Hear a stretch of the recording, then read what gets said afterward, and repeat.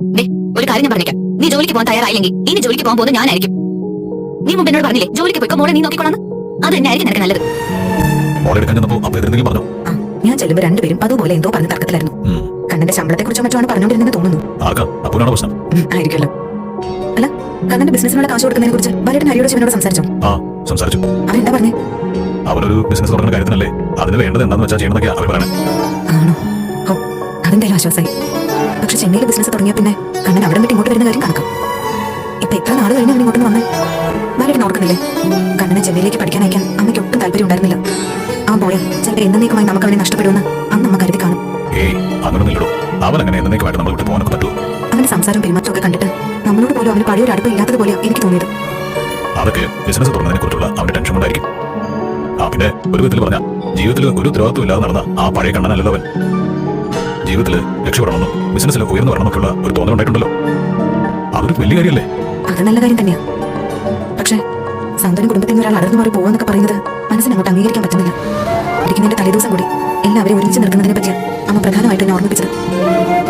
പക്ഷെ ഇപ്പോഴത്തെ അവസ്ഥയിൽ ഇത്രയും കാലം പരസ്പരം എല്ലാവരും കരുതായി നിന്നതുപോലെ ഇനി അങ്ങോട്ട് ഈ കുടുംബം ഒത്തൊരുമയോടെ കൊണ്ടുപോകാൻ പറ്റാതെ പോകുന്ന ഒരു പേടി തോന്നി തുടങ്ങി ഉള്ളിൽ. നമ്മുടെ കണ്ണടയോളമെങ്കിലും എല്ലാവരും ഒരേ മനസ്സോടെ കഴിയണമെന്ന് മാത്രം ഇപ്പോൾ എന്റെ പ്രാർത്ഥന. എന്തായാലും കണ്ണന്റെ ബിസിനസിന് വേണ്ടി അവൻ ആവശ്യപ്പെടുന്ന തുക എത്രയാണെന്ന് വെച്ചാൽ എത്രയും വേഗം അവന് കൊടുക്കണം ബാലേട്ട. എന്താ ബാലേട്ടൻ ആലോചിക്കുന്നത്? കണ്ണൻ ആവശ്യപ്പെടുന്ന തുക അത്ര പെട്ടെന്നൊന്നും സംഘടിപ്പിച്ചു കൊടുക്കാൻ കഴിയുമെന്ന് എനിക്ക് തോന്നുന്നില്ല. അതെന്താ? എത്ര രൂപ അവൻ ആവശ്യപ്പെടുന്നത്? 15 ലക്ഷം. 15 ലക്ഷം? അതെ. അത്രയും തുകയൊക്കെ മുടക്കി അതും പാർട്ട്ണർഷിപ്പില് ഒരു ബിസിനസ് നടത്താനുള്ള പ്രാപ്തിയൊക്കെ ഉണ്ടോ അവന്? താങ്കളല്ലേ പറഞ്ഞത് അവൻ പഴയതുപോലെയല്ല, ആവശ്യത്തിനുള്ള പ്രാപ്തിയൊക്കെ ആയിട്ടുണ്ട്. ഒരു കല്യാണമൊക്കെ കഴിച്ച് കുടുംബമായിട്ട് ജീവിക്കേണ്ട പ്രായമായിരുന്നൊക്കെ. എന്നാലും പെട്ടെന്ന് 15 ലക്ഷം രൂപയൊക്കെ വേണമെന്ന് പറഞ്ഞ് നമ്മൾ ഇവിടുന്ന് സംഘടിപ്പിച്ചു കൊടുക്കും. എപ്പോഴത് പറയണമെന്ന് പറഞ്ഞു? കണ്ണനെ കണ്ട് സംസാരിക്കണമെന്ന് താൻ പറഞ്ഞിട്ട് ഞാൻ അവനെ കാണാൻ ചെന്നപ്പോഴേ അവൻ ഈ കാര്യം പറഞ്ഞതാ. പക്ഷേ പെട്ടെന്ന് തന്നോട് പറയാനുള്ള മനസ്സിലാഞ്ഞിട്ട് പറയാത്തതാ. 15 ലക്ഷം രൂപ എന്നൊക്കെ പറഞ്ഞ് അതൊന്നും പെട്ടെന്ന് നടക്കുന്ന കാര്യമില്ലെന്ന് അവൻ അറിയില്ലേ? അതാണോ ഞാൻ നിന്നോട് പറഞ്ഞത്. അവന്റെ മനസ്സിൽ ഇപ്പോഴും സാന്ത്വന വീട് അവന്റെ മാത്രം അവകാശപ്പെട്ടതാണെന്ന് അവൻ ധരിച്ചു വെച്ചിരിക്കുന്നത്. അതുകൊണ്ട് അവൻ ഈ വീട് അവന്റെ പേരിൽ പ്രമാണമാക്കി കൊടുക്കണമെന്നാണ് പറയുന്നത്. അതിന്റെ പേരിൽ അവൻ ആവശ്യമുള്ള തുക അവൻ സംഘടിപ്പിച്ചോളാം പറഞ്ഞു. പക്ഷേ അമ്മ തോമസ് വക്കീലിനെ കൊണ്ട് എഴുതി വെച്ചിട്ട് പോയിരിക്കുന്ന വിൽപ്പത്ര പ്രകാരം ഇത് എങ്ങനെ നടക്കും? അതാ ഞാൻ പറഞ്ഞത്.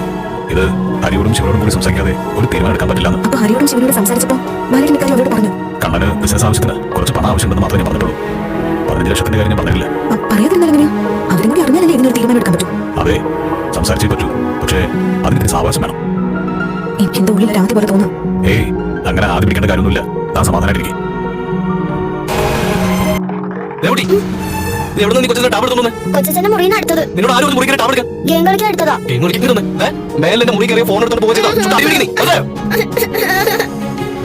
നിനക്ക് എന്താണ് കാണാൻ പറ്റിയത്? നീ എന്താ ദൈവത്തെ കരയിച്ചത്? എന്റെ റൂമിൽ നിന്ന് ഞാൻ അറിയാതെ അവളി ടാബ് എടുത്തുകൊണ്ടിരിക്കുന്നു. ഞാനിതിൽ ഒരുപാട് ഡേറ്റാസ് സേവ് ചെയ്ത് വെച്ചിരിക്കുന്ന. ഗെയിം കളിക്കുന്നതിനിടയ്ക്ക് എന്തെങ്കിലും പിടിച്ച് കുത്തിയിട്ട് ആ ഡേറ്റാസ് ഒക്കെ പോയാൽ ആ സമാനം പറയും. അവള് കുഞ്ഞായിരുന്നപ്പോൾ നിനക്ക് വലിയ ഇഷ്ടമാണല്ലോ എന്ന് കരുതി ആവശ്യമുള്ള കാര്യങ്ങൾ ചെയ്യുമ്പോൾ നോക്കിയിട്ടുണ്ടായിരുന്നു.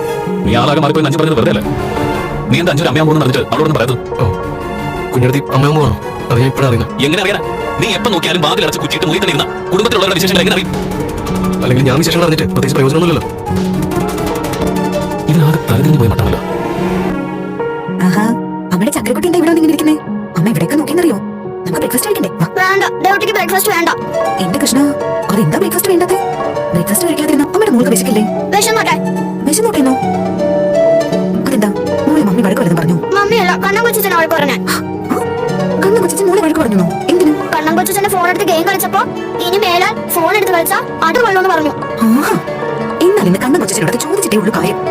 അമ്മയുടെ ദൈവത്തെ വിഷമിക്കണ്ട കേട്ടോ.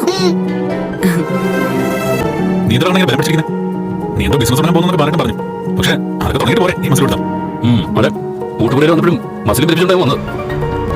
അത് ചിലപ്പോഴേ ആ കൺമണി തമിഴത്തെയാണെന്ന് അറിഞ്ഞുകൊണ്ട് മസിൽ പിടിച്ചായിരിക്കും. അങ്ങനെ പെൺപിള്ളേരെ കാണുമ്പോൾ മസിൽ പിടിക്കുന്ന സ്വഭാവമൊന്നും എനിക്കില്ല. അയ്യടാ, മസിൽ എടുത്തൊന്നും ഇല്ല പോലും. പഴയ കഥകളൊന്നും പറയിപ്പിക്കാൻ നിങ്ങളെ കൊണ്ട്. മനസ്സമാധാനത്തോടെ ഇത്തിരി ബ്രേക്ക്ഫാസ്റ്റ് കഴിക്കാൻ വന്നതാണ് ഞാൻ. ഇതൊന്ന് കഴിച്ചോട്ടെ.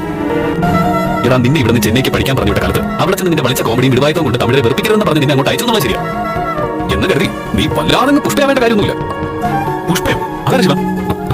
ഹരിയുടെ പുഷ്പം മനസ്സിലായില്ലേ? അല്ലു അർജുന്റെ കാട്ടുകാല പുഷ്പം. നീ ദൈവത്തോട് എന്താ പറഞ്ഞേ?